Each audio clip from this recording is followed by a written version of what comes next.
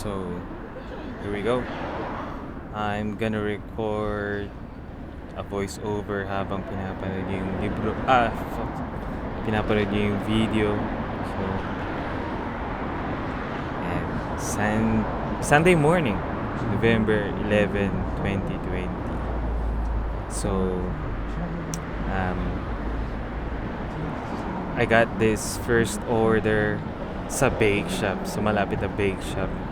And I'm actually really lucky, guys, for this day kasi when I got the order, eto, nakakatawa tong part na to. Yung sabi niya, may drinks pa daw. Sumimasen. Yeah, drink a mada this. So, you forgot the drink. So, ayan, binalikan ko. Tangam ko.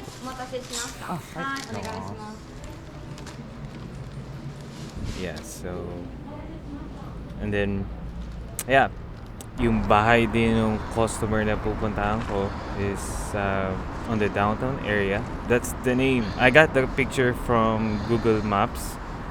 So, actually, ito yung concept na gusto kong gawin sa YouTube. I'm gonna mark those spots. In the video, meron mga spots na gusto kong i-mark, and then I'm gonna put the location sa description so locals can actually search. So, ayun pala yung bake shop na nalo sa video ni Kevin. Ayos yun, So, and then for you all as well, if you had a chance in the future to come into Japan, that's the road I'm taking right now. So, kung misipag kayo, go ahead, check nyo maps nyo, which I highly doubt. So, yeah, medyo malamig na ngayon. So, naririnig yung sarili ko na gumagano. And yung GoPro camera is actually on the strap of my bag. Wala siya sa ulo ko. So, someday I actually am gonna buy yung para yung helmet with attachment. So, I just heard from other YouTubers na masyado daw mataas pag nilagay sa ulo. So, yung chest naman masyado mababa. So, I had this idea. So, okay, well, that's a shoulder strap ng bag. So, andito na tayo sa Central Park ng Nagoya. Great place. Lalo na ngayon kasi ni-renovate nila. Dati, it used to be just a plain park. Very serene, very peaceful. Talagang almost walang pupunta. Pero ngayon, ginawa nila siyang commercial place. Nilagyan ng shops. Just, I cannot ask for more. It's great. So, I continue on this trip, on the remainder of this trip, I continuously remind myself na, oy, may GoPro ka, oy, nagsushoot ka, gago. Huwag ka. Minsan nawawala ako, I just stare blank. Kasi, sarap sa pag-bike. Walang pang-kausap, walang, walang tao sa paligid mo. Yan. So that guy in the red, salesman yan. Bebenta ng, ewan ko, bahay ata. Hirap ng trabaho niya yan.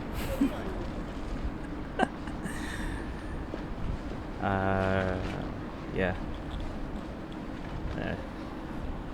Because they really talk to strangers. Alam mo yun? Talaga lakasan ng loob. So, yeah. Sorry guys if this is gonna take long. I try to make it short, as short as possible. Yung video, pero yung, like, I remember I took like 3 orders that was actually 1 hour na yung buong. So I stopped and kind of like, may mga kalapate. How about pakita ko sa Pinas yung mga kalapate sa Japan? So, over there, kung nakikita nyo, yung buildings far away from there, yun na actually yung Nagoya Station. Nagoya is really an ideal for cycling kasi very flat lang siya. And yung downtown Nagoya, it's flat, organized, yung grid quality, yung road quality, very nice. Yeah. Saan ba tayo? Yep, I love this avenue. Look at that. May bike lane. Yeah. Kasi doon sa when you go to left, on your left, yung andun yung shopping street. So ito yung parang business office area. I love this road kasi hindi siya ganun ka congested. Look at that. Nice. You know? Ito yung Sakura Avenue. That's in English. Yep. So yung customer na pupuntahan natin ngayon, grabe. Yeah, I was really lucky kasi ganda ng reach yung mga customers nitong umaga, and perfect. It was perfect timing for me to actually take a shot ngayong for the GoPro and for this. And hindi nyo nakikita actually yung phone ko, which is attached dun sa bike.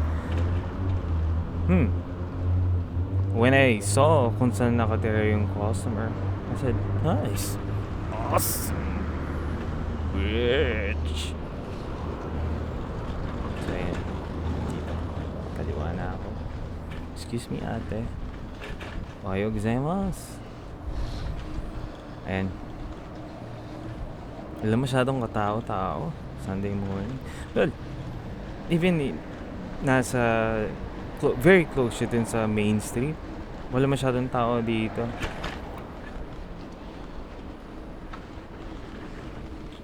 I never actually thought na parang delikado pala ako mag-bike when I actually take a shot of this bike rides. Since kasi na nakakita ko, uy, baka bumangga ka. Tingnan.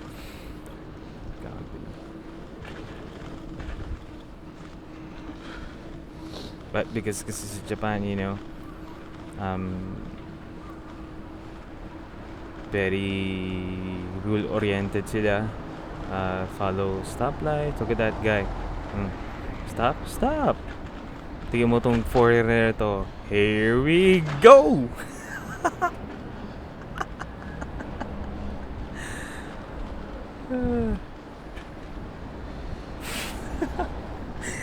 Kono gaijin na ruru mamotte nai ne.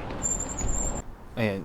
So basically we're on the 2-minute mark din sa video. I just want to say first shout out din sa kaibigan ko si Mark, who actually gave me this idea to actually put a voiceover sa video.